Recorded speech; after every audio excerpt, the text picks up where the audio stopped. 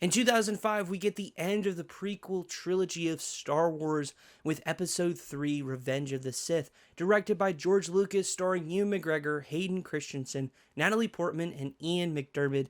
This movie is about, towards the end of the Clone Wars, Obi-Wan Kenobi pursues a new threat, while Anakin Skywalker is lured and pursued by Chancellor Palpatine into a sinister plot for not just global, but universal domination. So we're going to talk about this movie and help you decide whether or not it's the right one to watch as a Christian.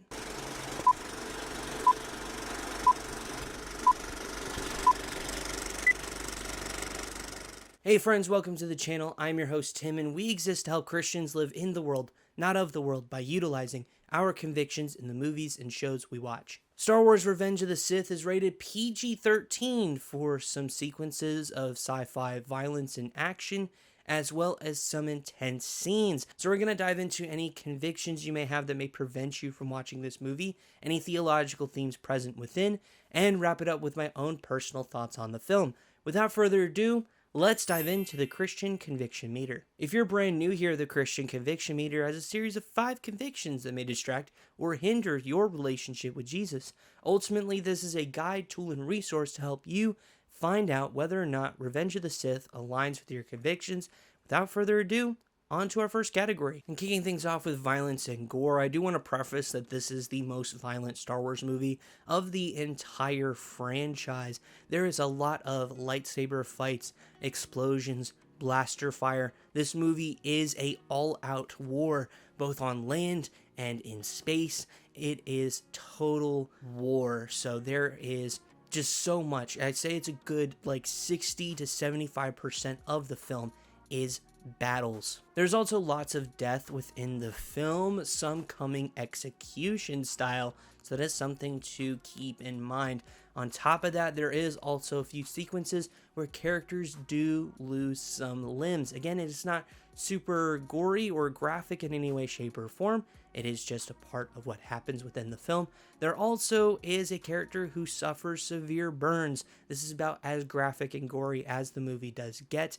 It is pretty disgusting, and we'll talk about it when we get to the intense/horror scenes, a part of the film. That being said, though, this is going to be a 4 out of 5 in this category. Our next category is lust, and there still is a little bit of some light flirtation that is a part of this movie. The biggest thing to note here is that a character does give birth, so that is that there. But other than that, nothing really to worry about. Just to be on the safe side here, 1 out of 5 in this category. Our next 2 categories is substances and profanity. Neither have anything here to worry about within this movie. There's no abuse of substances, and there is no language or severe profanity used in this film. Both of these are going to be 0 out of 5s in these categories. Our next category is intense/horror scenes. This is not a horror movie, which means there are no horror scenes contained within the film.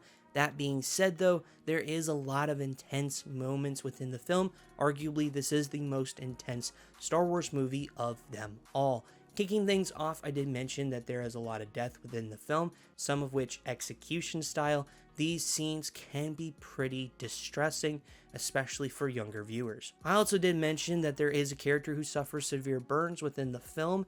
This is also a very intense sequence, a dark sequence that is a part of this movie. It can be and is, I'm sure, creepy, especially for younger viewers or those who do not like to see people getting burned up. On top of that, there also is a pretty intense/distressing scene of a character whose face gets deformed due to some radiation of some type.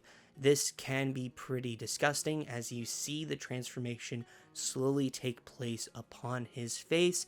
It is disgusting once again here. There also is the unfortunate implication of children getting massacred, is probably the best way to put it. That is not shown on screen. I do want to preface that it is not on screen at all, but it is implied with a igniting of a weapon, and then it is cut away. It is not shown on screen. I do want to preface that, but it is implied that this does take place within the film.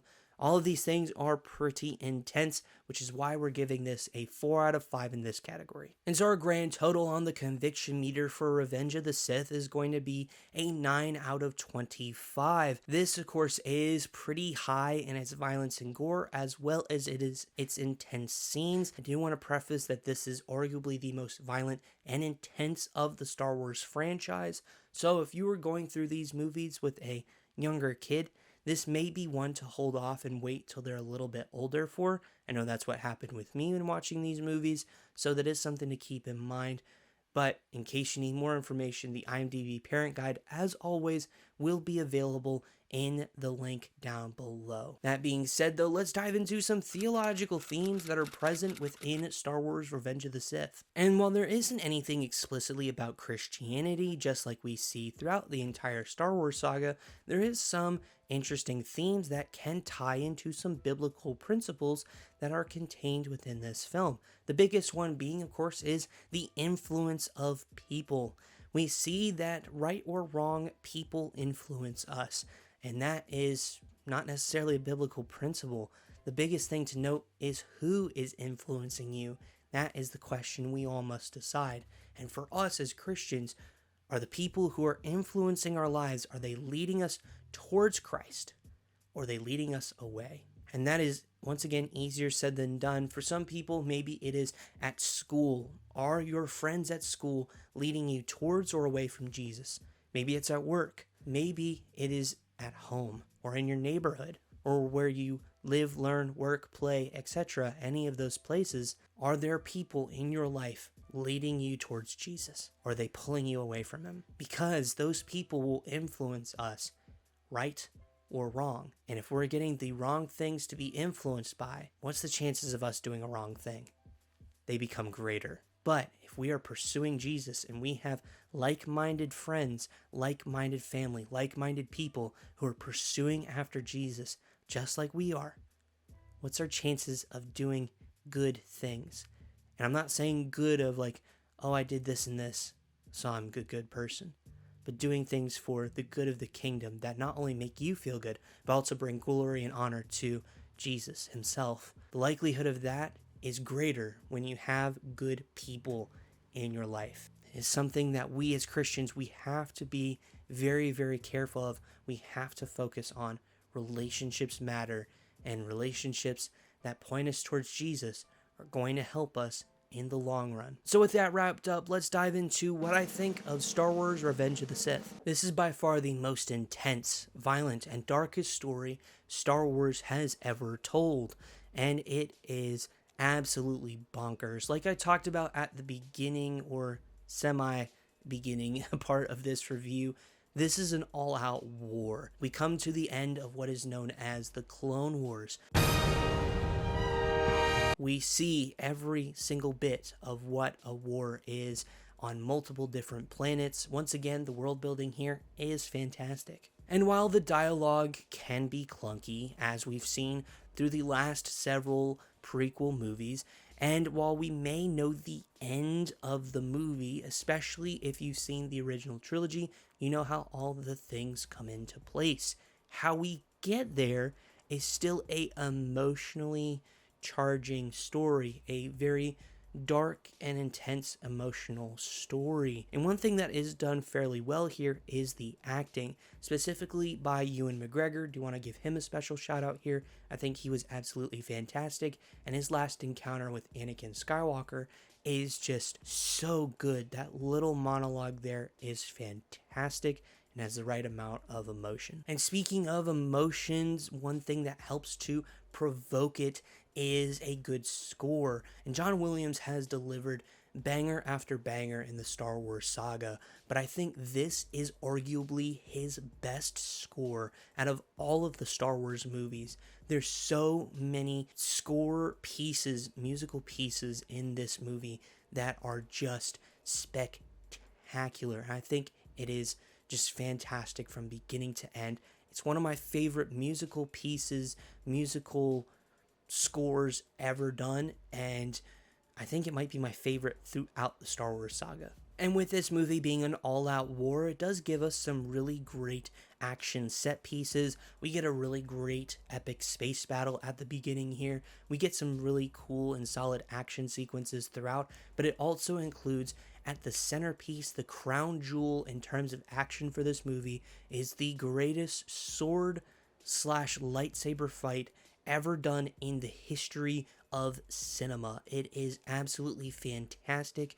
I love this sequence. The score, the emotions, the duel itself is all absolutely phenomenal. It is one of the best action moments in any film for me personally. I think it is just phenomenal. And that, along with all the other things that make up this movie, is one of the reasons why I love it so much. Sure, I do have a bit of bias because of the fact that this was the time in which I grew up with, right? Is this time frame. But for me, I can get past the chunky and kind of meh dialogue to give way to some great action sequences. And this movie delivers all of those. I think it delivers just a emotional core that is really, really solid. I do also want to say that I got the chance to watch this in theaters for the 20th anniversary for the very first time. And that is a moment I don't think I'm ever going to forget for a long time, because ever since watching this movie, I wanted to see it on the big screen. And so getting that opportunity, getting that chance to do that was fantastic. You see the rise and fall of Anakin Skywalker, and it is just really great. Even if the dialogue isn't, it's just really great storytelling. I think George Lucas did a fantastic job with this. I'm definitely going to rate it higher than most people probably would, but again, this is just my thoughts and opinions. So I'm giving it a 9.6 out of 10. I really love this movie. It's one of my favorites. Not my favorite Star Wars movie, but it is one of my favorites. So overall, I really enjoy this one. So it's a 9 out of 25 on the conviction meter. It's a 9.6 out of 10 in our review. Those are my thoughts, so let me know yours down in the comments below. Let's chat all things about Revenge of the Sith. You may not have the score as high as I do, but this is just my opinion on the film. So let's chat about yours in the comments. And while you're down there, consider hitting that like and subscribing for us, joining our community here on YouTube. We would love for you to be a part of it and help us just provide you with some resources to find good movies to watch, hopefully. And with that being said, thank you so much for taking time out of your day to spend time with us here. We truly appreciate it. It means the absolute world to us. But before you go, there's a few video recommendations here that YouTube is recommending to you, one of which is our review of Attack of the Clones. So if you want to watch that video, it's available there to you, and we'll see you all in the next one.